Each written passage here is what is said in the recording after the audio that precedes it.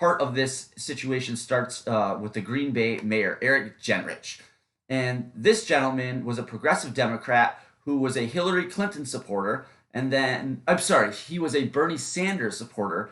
After Bernie gets steamrolled by the DNC, he becomes a Hillary Clinton delegate and supporter, I assume. So, the guy's loyal, is what that says.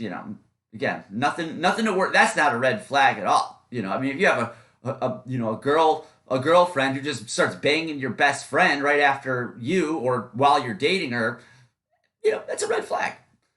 So what this guy does is, so this guy, when he was elected, was basically showed that he was pretty inept from the get-go.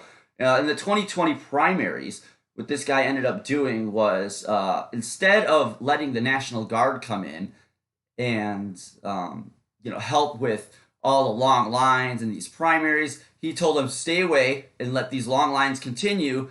And I think Green Bay was one of the last polls to close in the state of Wisconsin during the primaries.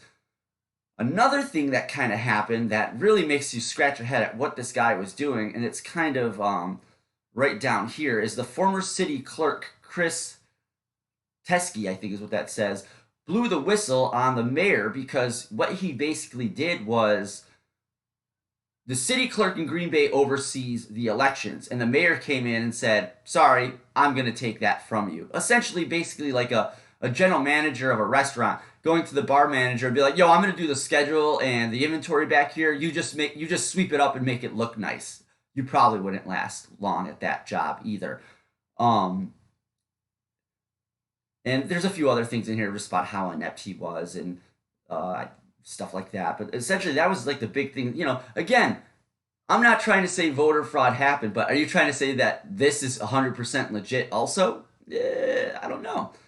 So the next part we have here is what this guy did. Oh, let me get rid of his photo here. Is when all this fuckery was taking place, there was 5 Green Bay citizens who filed a complaint against this Jenrich political operation. So the city attorney, what she does is decides to release this memorandum that basically is just like, nothing to see here, folks, nothing to see here. When in fact, it was quite the opposite. There was a lot to see here. And that's what this investigation over my right shoulder, your left shoulder, whichever, talks about. And it was basically saying that even though there is nothing to see here, there's plenty to see here. And one of the things to see here is there was an ad hoc committee created in front of the mayor's office to oversee these elections.